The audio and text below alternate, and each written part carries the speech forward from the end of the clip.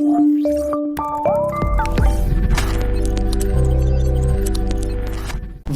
To अलहम dynamic world.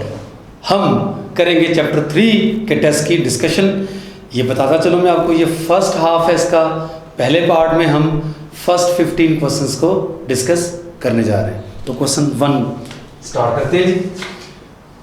Question 1 में क्या कहता है जी, if A is a matrix is an m cross n matrix, यानी मैट्रिक्स का ऑर्डर कितना गिवन है ए का, m क्रॉस n, मतलब m इसके अंदर रोज हैं और n इसके अंदर कॉलम्स हैं। Such that AB and BA are both defined, A और B का प्रोडक्ट लिया जा सकता है, यानी A को पहले रख के और B को बाद में रख के, B को पहले और A को बाद में रख के, इस तरीके से भी प्रोडक्ट लिया जा सकता है। अब मल्टीप्लिकेशन का रूल आप जानते हैं। A का ऑर्डर आपको क्या गिवन है जी, m क्रॉस n। तो B जो कि मल्टीप्लिकेशन, ये प्रोडक्ट वैलिड है, लिहाजा B मैट्रिक्स में रोज की तादाद उतनी ही होनी चाहिए जितनी कि पहले वाले मैट्रिक्स में कॉलम्स की तादाद है। तो यहाँ पर कॉलम्स n हैं, तो इधर रोज भी n ही होनी चाहिए। अब यहाँ कॉलम्स कितने होने चाहिए हमें इसका नहीं पता, कुछ भी हो सकता है। इनफैक्ट कितने होंगे जी कॉलम्स यहाँ पर, ये बताना है। तो इसको देखते हैं, A का ऑर्डर फिर वही m क्रॉस n है, तो B भी A से मल्टीप्लाई किया जा सकता है। तो इसका मतलब ये है कि यहाँ पर कॉलम्स कितने होंगे जितने यहाँ पर रोज हैं, यानी यहाँ पर कॉलम्स m होंगे और यहाँ पर जो है वो यहाँ होगा। तो मतलब B के अंदर देखा जाए तो क्या है जी, कॉलम्स m है और रोज कितनी n। तो आपने बताना था कि then B is an n cross m matrix. आप देख सकते हैं ऑप्शन B आपका आंसर है। मैं बताता चलूँ हमने क्या किया है। एक मैट्रिक्स A है, एक मैट्रिक्स B है और इन दोनों का प्रोडक्ट P है। तो आपको पता होना चाहिए, अगर A का ऑर्डर m क्रॉस n है, B का order n cross like T होना चाहिए, यानी यहाँ पर रोज की तादाद यहाँ पर कॉलम्स की तादाद के बराबर होनी चाहिए। और जो प्रोडक्ट है उसका ऑर्डर कितना होगा, जो बाकी बच गए, यानी जो सेम है ये कैंसिल आउट हो गए, बाकी जो बच गया m क्रॉस T, m रोज होंगी, T कॉलम्स होंगे। ठीक है जी, इस तरीके से आप ऑर्डर फाइंड कर सकते हैं, प्रोडक्ट का भी और दूसरे मैट्रिक्स का भी। क्वेश्चन 2 की बात करते हैं जी हम। If A and B are symmetric matrices and AB is equal to BA, then BA के बारे में क्या कहना है। अच्छा, A कहता है जी सिमेट्रिक है, तो A का ट्रांसपोज क्या होगा जी, A। B कहता है वो भी सिमेट्रिक है, तो B का ट्रांसपोज क्या होगा जी, B। अब भाई हमने BA के बारे में बताना है। अच्छा, ये याद कर लें, बुक में लिखा भी हुआ है, बुक में थ्योरम आपने प्रूफ भी किया होगा। क्या प्रूफ किया होगा भला, अगर A और B दोनों सिमेट्रिक हैं तो AB भी सिमेट्रिक है, अगर तो AB BA के बराबर है। तो इस वक्त उसने क्या कहा हुआ है, AB BA के बराबर भी गिवन है और AB सिमेट्रिक है। BA के बारे में आपने बताना है, AB के बारे में नहीं। जो आपने याद किया हुआ वो AB के बारे में है, लेकिन BA भी सिमेट्रिक होगा, चेक कर लें आप। BA का ट्रांसपोज लेके देखें तो ट्रांसपोज की प्रॉपर्टी क्या बोला, B transpose into A transpose. जी हाँ, BA को सॉल्व करना है, सॉरी, तो A transpose into B transpose. बाद वाले मैट्रिक्स का ट्रांसपोज पहले आ जाता है, पहले वाले मैट्रिक्स का ट्रांसपोज बाद में आ जाता है। बताता चलूँ मैं आपको, ये दो प्रॉपर्टीज हैं, इनवर्स की और ट्रांसपोज की, दोनों सेम है, ये आपने याद करनी है। A B का ट्रांसपोज हमेशा बराबर होता है B transpose into A transpose, और A B का इनवर्स भी भैया B inverse into A inverse. Transpose हो या इनवर्स हो, बाद वाले का पहले आ जाएगा, पहले वाले का बाद में। तो A भी सिमेट्रिक है, तो A के ट्रांसपोज की जगह भी क्या आ जाएगा, A। B भी सिमेट्रिक है, तो B का ट्रांसपोज की जगह भी क्या आ जाएगा, B। ये AB हो गया, और आपको गिवन है कि AB BA के इक्वल है, तो आप इसकी जगह BA लिख सकते हैं। देखा आपने, BA का आपने ट्रांसपोज लिया तो BA ही आ गया। इसका मतलब ये हुआ कि जो मैट्रिक्स B है वो भी दरअसल क्या है, सिमेट्रिक ही है। ऑप्शन A में आपको सिमेट्रिक मिल जाएगा जी, ऑप्शन A है जिसका आंसर जी। क्वेश्चन 3 की बात करते हैं। आपको एक मैट्रिक्स गिवन है, ऑर्डर 2 का 0 1 1 0, then the value of A की पावर n यहां पर वैसे तो कुछ नहीं कहा हुआ n क्या है, लेकिन ऑप्शन के हिसाब से देखिए, ऑप्शन A में n ऑड दिया होगा, ऑप्शन B में n इवन दिया होगा, तो ऑड इवन के हिसाब से चलते हैं। तो डायरेक्ट किसी भी नंबर n के लिए हम पावर डायरेक्ट सॉल्व नहीं कर सकते, हम पहले पावर 2 निकालते हैं। तो A स्क्वायर सॉल्व करने जा रहे हैं, मतलब हमने ए मैट्रिक्स को इसी के साथ करना है मल्टीप्लाई, और मल्टीप्लाई करने का तरीका आप जानते हैं क्या होता है, पहले मैट्रिक्स की रो को दूसरे मैट्रिक्स के कॉलम से मल्टीप्लाई करना होता है। तो भैया इसको मल्टीप्लाई करें इसके साथ, 0 + 1 1 आ गया, 0 + 0 0, ठीक है जी। मल्टीप्लाई करके ऐड करना होता है, इस बात को पता होना चाहिए। 0 + 0 यहाँ भी 0, इस तरह 0 1 1 को 1 से किया मल्टीप्लाई, 1 + 0 × 0 0, यहाँ आ गया 1। तो आपने देखा कि a का जो स्क्वायर है वो क्या आ गया i। अब आप a का क्यूब निकालें, लो जी आगे काम आसान हो गया। a का क्यूब निकालेंगे क्या, उसे लिखा जा सकता है a² × a। अब a² किसके बराबर निकला, i है, तो i × a क्या हो जाएगा जी a। पता होना चाहिए आइडेंटिटी मैट्रिक्स को किसी भी मैट्रिक्स से मल्टीप्लाई करने से वही मैट्रिक्स रहता है। a आ गया, 3 पावर लेने से a आ गया, 4 पावर ले, इसको a² × a² लिखा जा सकता है। अब ये भैया ये भी आई और ये भी आई, दोनों का प्रोडक्ट भी आई को आई से मल्टीप्लाई करके आई ही आता है। तो आप देख सकते हैं इससे ज़्यादा पावर्स आपको कैलकुलेट करने की जरूरत नहीं है। आप देख सकते हैं कि ऑड पावर देखें, यहाँ पर पावर 1 थी, ये भी a के बराबर था, लिख सकते हैं आप इसको। इवन पावर i है, ऑड पावर a है, इवन पावर i है। तो जब जब n इवन होगा i आ जाएगा, जब जब n ऑड होगा तो क्या आ जाएगा जी a। ऑप्शन ए को देखें a if n is odd, option B को देखें i if n is even, ठीक है जी। n a का चक्कर ही नहीं है, n यहाँ पर मल्टीप्लाई हो रहा है a के साथ, तो वो ऑप्शन वैसे ही नहीं हो सकती। डेल्टा ऑप्शन जी both a and b, a और b दोनों ट्रू हैं, डेल्टा जी। नेक्स्ट क्वेश्चन 4 देखते हैं। If a and b are two invertible matrix of same order. लो भाई a और b दोनों इन्वर्टिबल, मतलब दोनों का इन्वर्स निकल सकता है, दोनों का ऑर्डर भी सेम है। तो मैंने आपको अभी बताया ये प्रॉपर्टी ये होल्ड करती है, इसको याद कीजिए। b का इन्वर्स पहले आ जाएगा, a का इन्वर्स बाद में आ जाएगा। You can see in option C Charlie, ठीक है जी। पहले ऑप्शन में a भी मौजूद है, a भी है नहीं, इन्वर्स की बात चल रही है, b भी नहीं हो सकता। हाँ डेल्टा ऑप्शन में देखें, डेल्टा ऑप्शन में यहाँ a का इन्वर्स लिखा हुआ है, यहाँ b का इन्वर्स लिखा हुआ है, ये गलत है। b का इन्वर्स पहले आ जाता है, यानी बाद वाले मैट्रिक्स का इन्वर्स पहले और पहले वाले मैट्रिक्स का इन्वर्स बाद में। ये प्रॉपर्टी है, इसको याद करना पड़ेगा आपको। क्वेश्चन 5 करते हैं। आपको एक मैट्रिक्स गिवन है a, क्या गिवन है जी 500 100 203 202। भैया आपने a मैट्रिक्स के इन्वर्स का डिटरमिनेंट निकालना है। लो भाई इतना टाइम हमारे पास नहीं है कि पहले मैं इन्वर्स निकालूं फिर डिटरमिनेंट निकालूं। इन्वर्स निकालने के लिए भी डिटरमिनेंट निकालना पड़ता है, डिटरमिनेंट के साथ साथ एडजॉइंट भी निकालना पड़ता है, ये सारी बातें जानते हैं। लेकिन यहाँ पर हम बने बनाए रूल्स का इस्तेमाल करेंगे। अब ये बने बनाए रूल्स क्या हैं, लिख लीजिए। a का इन्वर्स क्या होता है वाला, क्या होता है जी 1 / determinant of a into adjoint of a।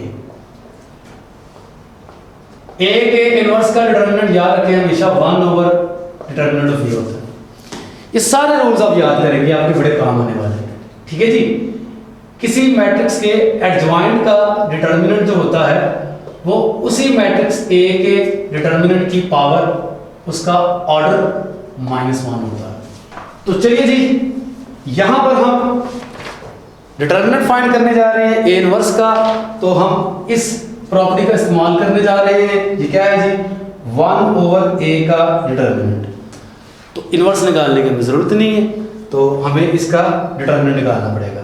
Determinant की बात करें तो भैया आपको पता है डिटरमिनेंट निकालना हो किसी मैट्रिक्स का, स्क्वायर मैट्रिक्स का, तो वो रो या वो कॉलम चूज करो जिसमें आपको ज्यादा से ज्यादा जीरो मौजूद हो, जिसमें ज्यादा से ज्यादा जीरो मौजूद हो। तो इस वक्त देखें ये जो कॉलम है कॉलम 2, इसमें ज्यादा से ज्यादा जीरो मौजूद है, तो आप इस कॉलम से एक्सपेंड कर दें, ठीक है जी। एंट्री 1 बाहर रखेंगे, 1 के साथ साइन कौन सा आएगा, फर्स्ट रो है ये, सेकंड कॉलम है 1 + 2 3 माइनस, बातें आपको पता है 1 के साथ नेगेटिव साइन आएगा। कौन सा साइन आता है बोला याद कर लें, फिर बता रहा हूं। इसकी लोकेशन चेक करें कहाँ पड़ा हुआ है, ये फर्स्ट रो पे पड़ा हुआ है, सेकंड कॉलम में पड़ा हुआ है। फर्स्ट रो सेकंड कॉलम 1 को 2 में ऐड किया 3, ऑड होने से नेगेटिव साइन आता है, इवन होने से पॉजिटिव साइन आता है, ये बात आपको पता है। तो इसी रो को छोड़ेंगे, इसी कॉलम को छोड़ेंगे, क्या डिटरमिनेंट आएगा जी 2 3 2 2, इसको सॉल्व करना पड़ेगा आपको। बाकी जो दो डिटर्मिनेंट्स है 2 ऑर्डर के वो सॉल्व नहीं करने पड़ेंगे क्योंकि बाहर जीरो है। तो अब आप इसको सॉल्व कर लें, ये क्या जवाब देगा, माइनस ऊपर आ जाएगा, 2 2 4 4 माइनस 6 माइनस 2, तो 1/2 आपका अल्टीमेटली आंसर आ रहा है। You can see in option delta. Question 6 की बात करते हैं। If for a matrix A matrix के लिए ए का स्क्वायर प्लस आई ओ, यहां पर आई आइडेंटिटी मैट्रिक्स है, ओ नल मैट्रिक्स है, नल मैट्रिक्स जिसकी सारी एंट्रीज क्या हो, जीरो हो, तो ये आपको जो गिवन है जी, where I is the identity matrix then A equals to, A इनमें से किसके बराबर हो सकता है, लो भाई बैक सॉल्व, सबसे बेहतरीन यहां पर आप बैक सॉल्व कर ले। पहले ऑप्शन में 1 0 0 1, क्या ये जवाब है? ये जवाब तब होगा जब ये इस इक्वेशन को सेटिस्फाई करेगा। तो चेक करते हैं जी, इसको इसी से मल्टीप्लाई करना है, ए का स्क्वायर लेना, अगर ये ए है ठीक है जी, तो मैं इसको इसी से मल्टीप्लाई करने जा रहा हूँ 1 0 0 1, ये बन जाएगा ए का स्क्वायर, क्या बनेगा चेक कर लेते हैं। लो जी 1 0 0 1 1 0 0 1, देखें ये तो आइडेंटिटी है, आइडेंटिटी को आइडेंटिटी से मल्टीप्लाई करके हमेशा आइडेंटिटी ही आता है, ये बात जाते हैं। तो इसका ए स्क्वायर जो है वो आई आ जाएगा, आई को आई में ऐड करने से 2i बन जाएगा, नल मैट्रिक्स नहीं बनेगा, तो ऑप्शन ए आपकी गलत होगी। ऑप्शन बी को देखते हैं जी। ऑप्शन बी में आपको क्या मौजूद है, क्या गिवन है, आयोटा 0 0 आयोटा, अगर ये ए है तो ए का स्क्वायर निकालने के लिए मुझे आयोटा 0 0 आयोटा ही फाइंड करना पड़ेगा, तो मेरे पास क्या आ जाएगा जी, ए का स्क्वायर आ जाएगा, लेकिन ये आएगा क्या, मल्टीप्लाई करना आपको आता है, तो भैया इसको इससे मल्टीप्लाई करो, आयोटा स्क्वायर दैट इज -1, इसको इससे किया मल्टीप्लाई, 0 0 ऐड करने से फर्क नहीं पड़ता, इसको जब इस रो को इस कॉलम से मल्टीप्लाई करेंगे तो 0 आ जाएगा जी, इसको इससे करेंगे मल्टीप्लाई तो 0 आ जाएगा, और जब आप इसको इससे करेंगे मल्टीप्लाई तो 0 प्लस आयोटा स्क्वायर यानी कि फिर से -1 आ जाएगा। तो आपने देखा कि जो a का स्क्वायर है वो ये निकला। अब जब आप इसको i में ऐड करेंगे, i क्या होता है 1 0 0 1, जब इसको आइडेंटिटी मैट्रिक्स में ऐड करेंगे तो क्या बन जाएगा मेरा, करो जरा इसको ऐड, आइडेंटिटी यानी 1 0 0 1 क्या मिल जाएगा आपको, नल मैट्रिक्स मिल जाएगा, ठीक है, सारी एंट्रीज 0, तो ये आपका आंसर होगा बीटा। ठीक है जी, बाकी ऑप्शंस को भी आप स्टडी कर लीजिएगा, ऑप्शन में मिल गई है, बाकी दोनों भी इस इक्वेशन को सेटिस्फाई नहीं करेंगे। ठीक हो गया जी, तो आप इसको स्टडी कर लीजिएगा। क्वेश्चन 7 की बात करते हैं। कहता for any matrix A which is symmetric, भैया कौन सा मैट्रिक्स सिमेट्रिक है, याद कर लें, याद कर लें। अगर ए आपके पास कोई सा भी मैट्रिक्स है, ठीक है जी, तो ए को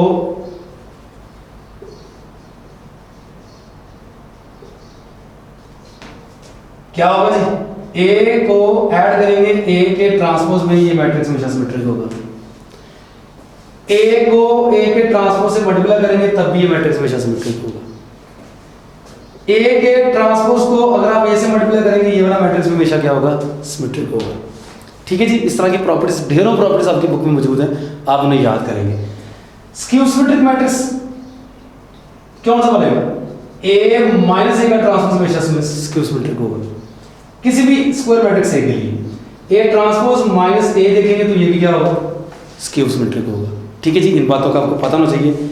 ठीक है जी, इस तरह मैं आपको बताता चलो, किसी भी मैट्रिक्स ए के लिए ए के कॉन्जुगेट के ट्रांसपोज में आप ए को ऐड करोगे तो आंसर हमेशा सिमेट्रिक होगा, जबकि ए माइनस ए का कॉन्जुगेट का ट्रांसपोज हमेशा स्क्यू सिमेट्रिक होगा। ये आपकी बुक की प्रॉपर्टीज है, आप इनको याद करेंगे। ठीक है जी, तो फिलहाल हमारे पास ऑप्शन में देखें ए का ट्रांसपोज है, ए ट्रांसपोज किसी भी मैट्रिक्स ए के लिए सिमेट्रिक जरूरी नहीं है।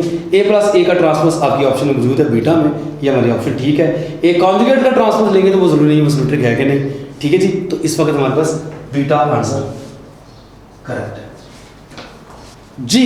तो क्वेश्चन 8 है, if A is a square matrix of order n cross n, A matrix का ऑर्डर कितना है आपके पास, n cross n matrix square हो तो उसके ऑर्डर को सिंपली हम n लिख सकते हैं, आपको पता है। लैम्डा एक स्केलर है जी, लैम्डा a का डिटरमिनेंट निकालना है, सीधी सीधी प्रॉपर्टी बेटा आपको पता होना चाहिए, प्रॉपर्टीज में ऐड कर देता हूं। लैम्डा अगर कोई स्केलर है, a स्क्वायर मैट्रिक्स है जिसका ऑर्डर n है, तो लैम्डा a क्या बन जाता है, लैम्डा की power order of a into determinant of a। ये आपने पढ़ा हुआ है 3.3 एक्सरसाइज में, आपको इसका जो है वो रेफरेंस मिल जाएगा। तो चलिए जी, इस वक्त सीधी सीधी ऑप्शन आपके पास दी है lambda raise to order of n, जो कि इस वक्त एन है, टाइम डिटरमिनेंट ऑफ ए। ठीक हो गया जी। ऑप्शन सी को देखिए तो थोड़ा सा ही फर्क है, लैम्डा की पावर एन का मॉड भी लिया हुआ है, स्केलर का मॉड नहीं होता यहाँ पर, मॉड दरअसल है ही नहीं, ये डिटरमिनेंट का साइन है। ठीक हो गया जी। तो स्केलर का डिटरमिनेंट वैसे भी नहीं होता। ऑप्शन डी आपका आंसर है जी। क्वेश्चन 9 की बात करने जा रहे हैं। आपको एक मैट्रिक्स का डिटरमिनेंट गिवन है, बेसिकली किसके बराबर, 0 के बराबर, 0 a b b 0 a। ये जो डिटरमिनेंट 0 है और 4 ऑप्शंस गिवन है, a is a cube root of 1, b is a cube root of 1, a और b is a cube root of 1, a और b is a cube root of -1। Check करते हैं जी इनमें से क्या चीज़ ट्रू है। तो सबसे पहले तो आप इस डिटरमिनेंट को सॉल्व कर लो। डिटरमिनेंट को सॉल्व करना आपको आता है, a बाहर रखा तो इसको इससे किया मल्टीप्लाई, a स्क्वायर माइनस 0। ठीक है जी, माइनस लिखने की जरूरत नहीं है, minus b 0 minus b square. ठीक है, ये बाहर रखेंगे तो 0 हो जाएगा। तो ये डिटरमिनेंट आप फाइंड कर चुके हैं, a cube plus b cube. It's so simple. ठीक है जी। अब फर्स्ट ऑप्शन को स्टडी करें। फर्स्ट ऑप्शन में क्या लिखा हुआ है जी? फर्स्ट ऑप्शन में लिखा हुआ है a is a cube root of 1। a cube root of 1 कब होगा? जब a का क्यूब किसके बराबर होगा? 1। ये डेफिनेशन क्यूब रूट की। तो a का क्यूब 1 के बराबर है, यहाँ b का तो ताल्लुक ही नहीं, तो ये ऑप्शन बिल्कुल नहीं। हमारे पास ये क्वेश्चन ट्रू है, इसको यूज करके इसका रेफरेंस लेके हम अपना आंसर बताएंगे। तो ऑप्शन ए गई जी, b is a cube root of 1। अगर b 1 का क्यूब रूट है तो फिर b की पावर 3 1 के बराबर होगा, ये ऑप्शन भी गई। a और b is a cube root of 1। अगर a और b 1 का क्यूब रूट है तो a और b की पावर 3 लेने से क्या जवाब आएगा? 1 आएगा। और ये हो सकता है दिखने में लग रहा है जैसे बनेगी, तो यहाँ पर a cube over b cube is equal to 1। देखिए आप और करें, a cube will be equal to b cube और a cube plus b cube equal to 0 नहीं होगा, बल्कि यहाँ पर माइनस होगा, जबकि हमारे पास यहाँ प्लस है। आखिरी ऑप्शन में कहता है a और b is a cube root of -1। Study कीजिए जी। ठीक है जी, a ओवर b -1 का क्यूब रूट है, यानी इसका पावर 3 लेंगे तो -1 आएगा। तो जी हाँ, आप देख सकते हैं इसको सॉल्व करेंगे तो a cube plus b cube is equal to 0 आ जाएगा, यानी कि डेल्टा हमारे पास आंसर होगा। चलिए जी, क्वेश्चन 10 की बात करते हैं। आपको मैट्रिसेस के ऑर्डर्स गिवन है, बहुत अच्छा क्वेश्चन है ये। ऑर्डर ऑफ a 4/3 है। मैं डायरेक्ट ऐसे लिख रहा हूं, ये a, ये b, ये c, तीनों को मल्टीप्लाई करना है। अब हमें तीनों का ऑर्डर्स का पता है। a का ऑर्डर क्या है जी? 4/3। b का ऑर्डर है 3 क्रॉस 2, c का ऑर्डर है जी 2 क्रॉस 1। जब आप इन तीनों को मल्टीप्लाई करेंगे तो जो प्रोडक्ट होगा उसका ऑर्डर क्या होगा? प्रोडक्ट मतलब a b c, इसका ऑर्डर क्या होगा? a को b से कर लेंगे मल्टीप्लाई तो 3 ये दोनों सेम है, मैंने थोड़ी देर पहले बता दिया था आपको, ये कट जाएंगे। 4 क्रॉस 2 हो जाएगा ऑर्डर किसका? a b का। आगे c आ गया, इसका ऑर्डर 2 क्रॉस 1, तो ये कट जाएंगे। फिर 4 क्रॉस 1 ऑर्डर आ गया किसका? a b c का।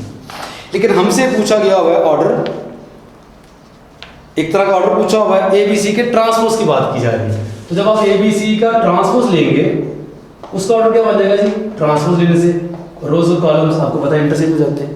तो ए बी सी का ट्रांसपोज लेंगे तो एक रो आएगी, 4 कॉलम्स आएंगे। रो एक है, इस तरह का मैट्रिक्स आपको पता है कौन सा होता है जी? Row matrix. ठीक है जी। तो चेक करते हैं जी ऑप्शंस को। ऑप्शन ए स्क्वायर मैट्रिक्स, बिल्कुल नहीं, स्क्वायर मैट्रिक्स हरगिज़ नहीं है, उसमें रोज और कॉलम्स की तादाद बराबर होनी चाहिए। ऑप्शन बी को स्टडी करते हैं जी, रो मैट्रिक्स, बिल्कुल जी हाँ, ये रो मैट्रिक्स ही, तो बी हमारा करेक्ट आंसर है। बाकी ऑप्शन को देख लेते हैं। कॉलम मैट्रिक्स, क्या ये कॉलम मैट्रिक्स है? नहीं, उसके लिए एक कॉलम होना चाहिए, कॉलम 4 है, ये कॉलम मैट्रिक्स नहीं है। नॉट अ मैट्रिक्स, ये मैट्रिक्स नहीं है, झूठ बोल रहा है, बकवास कर रहा है। मैट्रिक्स है, ये कौन सा मैट्रिक्स है जी? रो मैट्रिक्स, यानी कि बीटा आपके पास आंसर है। क्वेश्चन 11 की बात करते हैं जी। 11 में क्या दिया हुआ आपको? एक मैट्रिक्स दिया हुआ a 0 0 0 a 0 0 0 a। हमने क्या फाइंड करना है जी? Determinant of a into adjoint of a का determinant. Determinant of a into adjoint of a का डिटर्मिनेंट। चले जी, सबसे पहले आप इसका डिटर्मिनेंट निकालिए। लो जी, डिटर्मिनेंट निकालना है, तो कैसे निकलेगा जी? ये डिटर्मिनेंट है। अब इस तरह के मैट्रिक्स का डिटर्मिनेंट निकालना कौन सा मुश्किल काम है भाई? कौन सा मैट्रिक्स है ये? डायगोनल। अब जो डायगोनल मैट्रिक्स है वो अपर ट्रायंगुलर मैट्रिक्स भी होता है, लोअर ट्रायंगुलर मैट्रिक्स भी होता है, यानी वो ट्रायंगुलर मैट्रिक्स होता है। और आप ये बात जानते हैं कि ट्रायंगुलर मैट्रिक्स का जो डिटर्मिनेंट है वो उसके डायगोनल एलिमेंट्स का प्रोडक्ट होता है। तो ये आपके मेन डायगोनल एलिमेंट्स हैं, इनको करेंगे मल्टीप्लाई, ए क्यूब इसका डिटर्मिनेंट आ जाएगा। ठीक है जी। अभी थोड़ी देर पहले मैंने आपको क्या बताया जी? ये ए का डिटर्मिनेंट है, क्या निकला? ए का क्यूब, राइट। एडजॉइंट ऑफ ए का डिटरमिनेंट देखिए, मैंने आपको फार्मूला बताया था। क्या फार्मूला था इसका? डिटरमिनेंट ऑफ ए, जो कि इस वक्त ए का क्यूब है, पावर इसकी कितनी लेनी होती है हमने? Order of A minus 1। कितनी पावर लेनी होती है? Order of A minus 1। एक ऑर्डर कितना जी? 3। 3 रोज 3 कॉलम्स है, 3 माइनस 1। तो देखिए ये क्या बन जाएगा? ए का क्यूब इंटू यहाँ 2, ए की 6 हो जाएगा, बेसिस सेम पावर्स ऐड हो जाएंगी 9। ए की 9 आपका आंसर है। You can see in option C, Charlie option आपकी करेक्ट है। क्वेश्चन 12 की बात करते हैं। Which of the following matrix is not invertible? भैया कौन सा मैट्रिक्स इन्वर्टिबल नहीं है? इन्वर्टिबल मैट्रिक्स कौन सा होता है जिसका इन्वर्स निकल सके? इन्वर्स किसका निकलता है? जो मैट्रिक्स सिंगुलर ना हो, नॉन सिंगुलर हो, यानी उसका डिटरमिनेंट 0 नहीं होना चाहिए। तो इन्वर्टिबल मैट्रिक्स मतलब नॉन सिंगुलर मैट्रिक्स मतलब जिसका डिटरमिनेंट 0 ना हो। इन तीनों बातों का एक ही मतलब है। हमने बताना ये है कि ये 4 हमारे पास मैट्रिक्स हैं, इनमें से कौन सा मैट्रिक्स इन्वर्टिबल नहीं है, यानी कौन सा मैट्रिक्स है जिसका डिटरमिनेंट 0 है। ऑप्शन ए को देखिए, 1 1 0 1।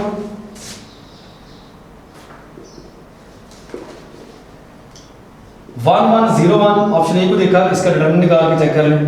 1 माइनस 0 1 निकलता है, ठीक है, 0 नहीं है, ये इन्वर्टिबल है।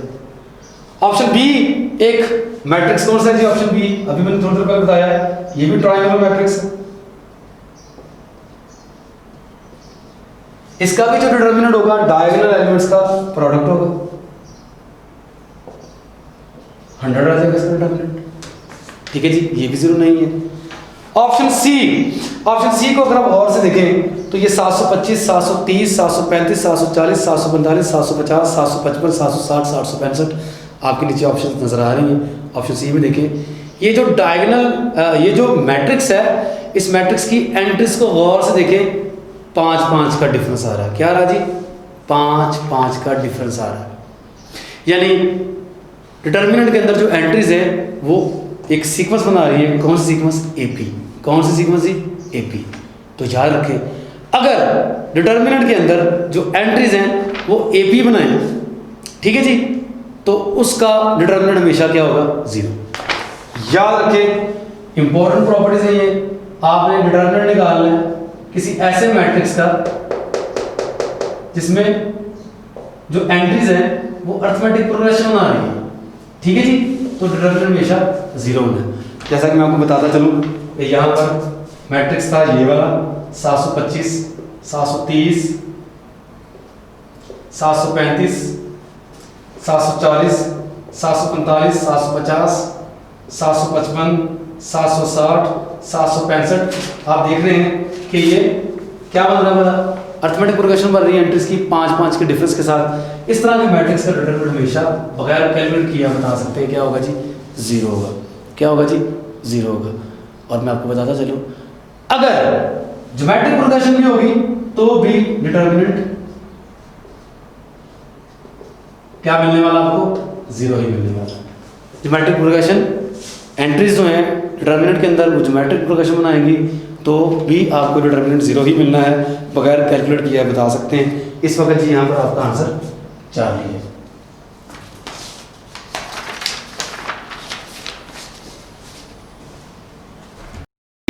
तो क्वेश्चन 13 की बात करते हैं। आपको एक मैट्रिक्स गिवन है 1 - 1 2 3 - 3 6 2 - 2 4 0 0 2। आपने फाइंड करना है इस मैट्रिक्स का रैंक। रैंक क्या होता है आप याद कर लें, एशेलॉन फॉर्म बनानी पड़ती है और नॉन जीरो रोज की तादाद को काउंट करना पड़ता है, ठीक है जी। एशेलॉन फॉर्म क्या होती है, हर रो का first element non zero, first non zero element 1 होना चाहिए, 1 ही, पहली रो का फर्स्ट नॉन जीरो एलिमेंट 1 ही है, इसके नीचे हमने क्या बना दिया 0, राइट जी। अब इसको 0 बनाने के लिए हमें -3 से मल्टीप्लाई करके ऐड करना पड़ेगा, तो कर दीजिए 1 - 1 2 एज इट इज, -3 + 3 0, 3 बन जाएगा ये प्लस -3 0, -6 हो जाएगा +6 0, 2 से मल्टीप्लाई करके इसमें ऐड करेंगे तो 0, क्योंकि हमने इसको 0 बनाना था, -2 से करेंगे मल्टीप्लाई तो 2 - 2 ये भी 0, -4 + 4 ये भी 0, ठीक हो गया जी 0 0 2। ऑलमोस्ट ये एशेलॉन फॉर्म बन गई है, ऑलमोस्ट, क्योंकि यहाँ पर तमाम एंट्री 0 इनको देखेंगे नहीं, यहाँ पर एक एंट्री नॉन 0 है, इसको 1 बनाना है, 2 से डिवाइड कर देंगे तो कोई बात नहीं 1 बन जाएगा, करने की जरूरत नहीं, जो रो 0 हो गई है वो ज़ाया हो गई, जो रोज बच गई उनको काउंट कर लें, 2 है तो 2 है जी इस मैट्रिक्स का रैंक। ये आपने मेथड पढ़ा हुआ है। अब इसका शॉर्टकट मैं ये भी बताता चलूँ आपको कि जब भी एक रो देखें दूसरी रो का मल्टीपल हो जाए उसको इग्नोर कर दिया करें। देखें आप इस रो को इसका मल्टीपल है, देखें 3 से मल्टीप्लाई करेंगे ये बन जाएगी, इसको इग्नोर कर दो। ये रो भी इसका मल्टीपल है, 2 से मल्टीप्लाई कर देंगे इसको तो ये बन जाएगी, इसको भी इग्नोर कर दो। ठीक है, एशेलॉन फॉर्म बनाना यहाँ पर इतना मुश्किल नहीं था, एक स्टेप में एशेलॉन फॉर्म बन गई, लेकिन ये शॉर्टकट भी याद रखें, जब भी एक रो दूसरी रो का मल्टीपल बन जाती है उसको इग्नोर कर दिया करें। ठीक है जी, ये दोनों रोज के इस रो का मल्टीपल इन दोनों को इग्नोर कर दिया, बाकी रोज को काउंट कर लें, वो क्या है जी आपका रैंक। ठीक है जी, चलिए जी क्वेश्चन 13 के बाद हमारे पास क्वेश्चन 14 है, वेरी सिंपल क्वेश्चन, इस बानी कर रहे हैं हम। The example of the identity matrix of order 2।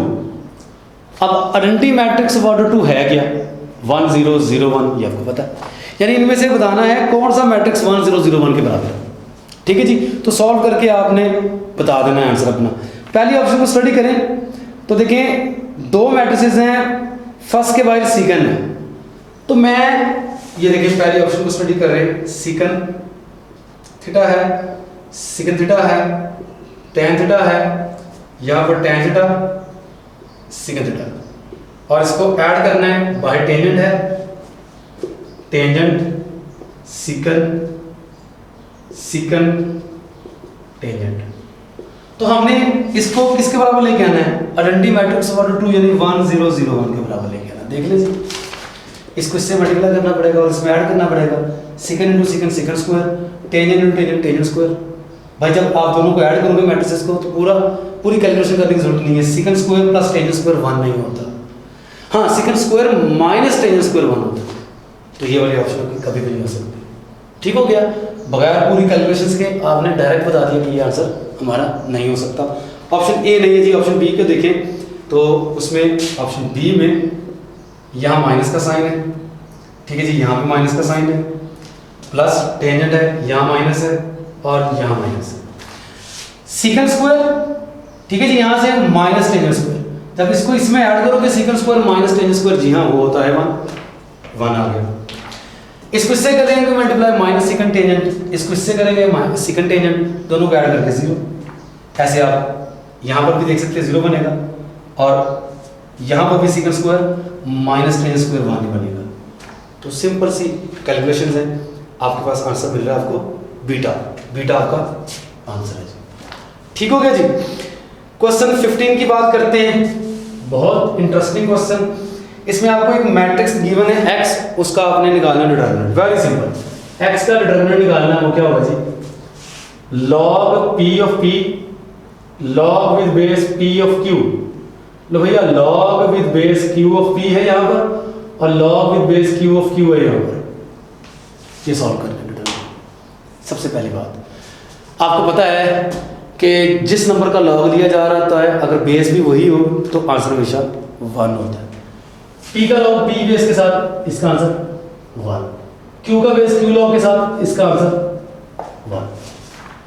ठीक हो गया, मैं बताता चलूँ आपको, log लिया जा रहा है किसी नंबर x का, बेस भी वही है तो आंसर हमेशा 1 होता है। ठीक हो गया जी। और इसका प्रूफ बहुत सिंपल है, इस वक्त हम प्रूफ नहीं कर रहे, इस वक्त आपने इन प्रॉपर्टीज को याद रखना है। तो आप निकालेंगे डिटरमिनेंट 1 को 1 से किया मल्टीप्लाई 1 माइनस इन दोनों को करेंगे मल्टीप्लाई, तो log p with base p of q और यहाँ पर आ जाएगा log with base q of p। तो एक नई प्रॉपर्टी याद कर लें, जब कभी भी ऐसा लिखा हुआ हो log y का हो x बेस के साथ इनटू log x का हो y बेस के साथ, तो भी आंसर हमेशा 1 होता है। ठीक है जी, तो इस चीज का आंसर भी क्या है 1 माइनस 1, आंसर आपको मिल गया 0 और 0 मिलेगा आपको ऑप्शन सी चार्ली में। ठीक है जी, तो चार्ली आपका आंसर है। मैं आपको बताता चलूँ, कुछ बच्चे कॉन्शियस होते हैं कि इनके प्रूफ्स भी हमने करने हैं, तो बहुत सिंपल काम है बेटा। देखिए अगर log x का x बेस के साथ लिखा हुआ 1 के बराबर, log को खत्म कर लो, ये बेस इसको पावर बना लेगा, x की पावर 1, इधर भी ये x जिसका log लिया जा रहा है इधर आ जाएगा।